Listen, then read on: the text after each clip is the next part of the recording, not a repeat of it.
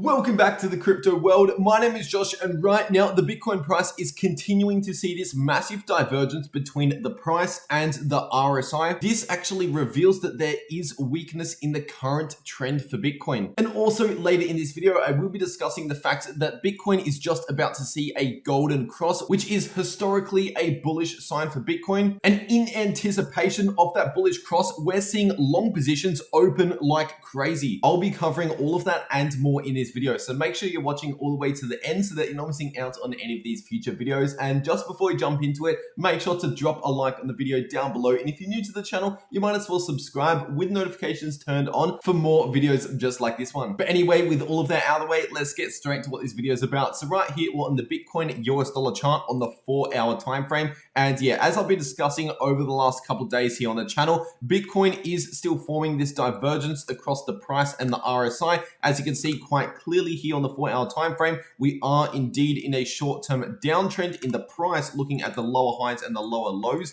But in the RSI on the 4-hour time frame, after we saw that crash a few days ago, we've actually been in a short-term uptrend for Bitcoin in the RSI once again. So obviously that is the price and the RSI diverging. And usually what a divergence like this actually means for Bitcoin is essentially it means that there's weakness in the current trend for Bitcoin. And of course, the current trend for Bitcoin on this 4-hour time frame is a short-term downtrend. So this divergence has shown weakness in this short-term downtrend, which is exactly why we have been heading sideways pretty much over the last few days. And of course, if you've been on the channel for around a week now, I said right after we saw that crash just there, it's very likely the Bitcoin is going to spend a few days going sideways. And once again, we're still going sideways. There's a lot of videos out there telling you that we're going to see a very fast recovery or even more downside price action very soon. But once again, we've got to be realistic, and really the most likely outcome immediately after that crash was simply this sideways price action, as I explained early on. And also, if we can see some more buying pressure here in the short term, that could potentially complete this W pattern that we are forming in the Bitcoin price on the 4-hour time frame. Right now, the line that we actually need to break, if you're looking at the candle closes, is coming in at pretty much exactly 47,000 US dollars. But if you're looking at the top of the candle wicks just here, then that's really coming in more like around 47,500 US dollars. So pretty much in between 47,000 and 47,500. That little $500 price range is our next major resistance to the upside. And if we can start breaking these previous highs just here, that will be a very bullish sign for Bitcoin. Now, obviously that doesn't have to happen, but if we do see a break of those highs into a new higher high here on the shorter term, then once again, as I just explained, that would be bullish, obviously, because a double bottom pattern, as the name suggests, means that the price could potentially be bottoming out. And if we can break above this neckline just here at around 47,500 US dollars,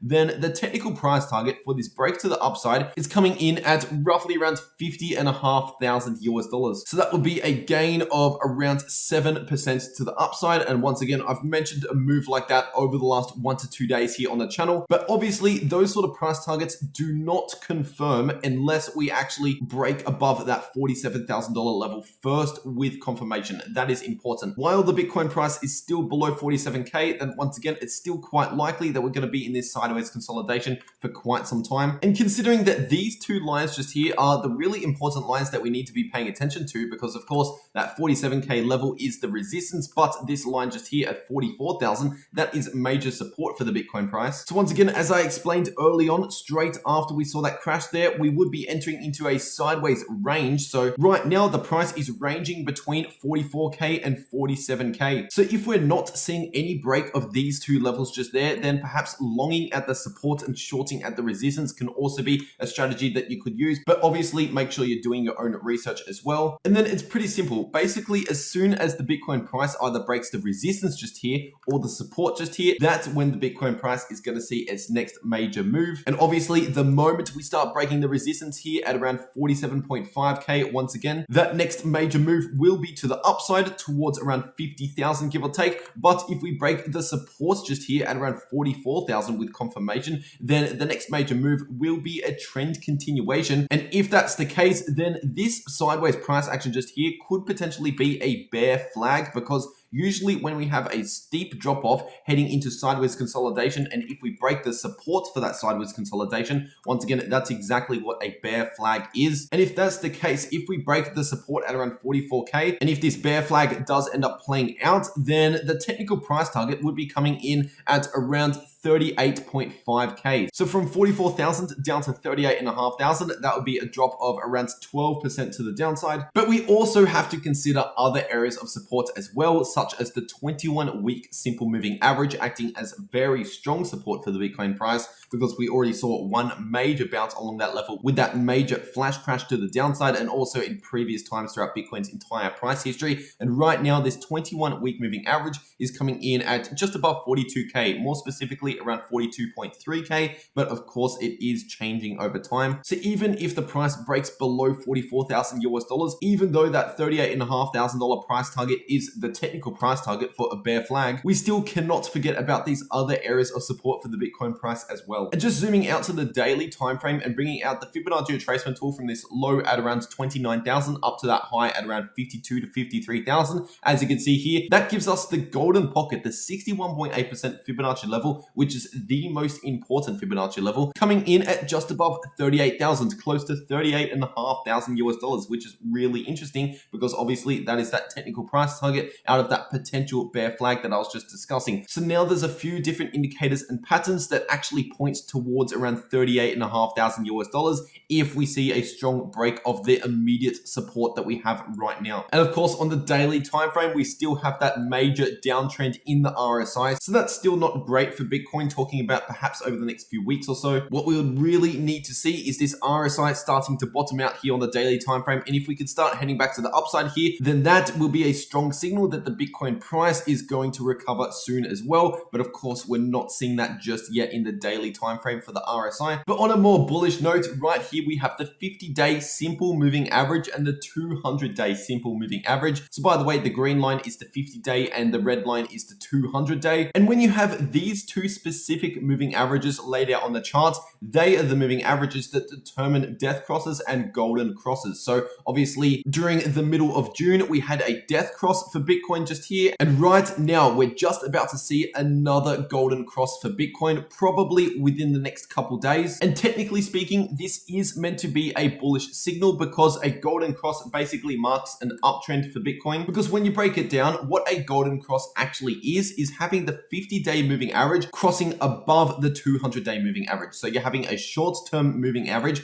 crossing above a longer-term moving average, which simply means in the shorter term, once again, in the last 50 days, the price is at a higher level than the average price over the last 200 days. So in the short term, we are looking more bullish compared to the average longer-term price action. But keep in mind that moving averages are obviously lagging indicators. So as I was just explaining, the 50-day moving average takes the average price of Bitcoin over the last 50 days worth of price action. And of course, the 200-day moving average, as you can already guess, takes the last 200 days worth of price action and creates an average out of all of that price action. So how much are these death crosses and golden crosses actually lagging behind the Bitcoin price? And to answer that question, you simply have to look at the moving average with the shortest length, which is the 50-day moving average. So technically speaking, these crosses are delayed by around 50 days when you compare where the cross is going to happen and where the bullish price action actually started. So for example, where we are right now, when you measure 50 days ago, that was all the way back here towards the end of July when the Bitcoin price was at around 34,000 US dollars approximately. And that was when the bullish price action was really starting to kick off. Once again, not right now. And looking at this previous death cross just here on the charts during around the middle of June, once again, if you're actually measuring from that death cross,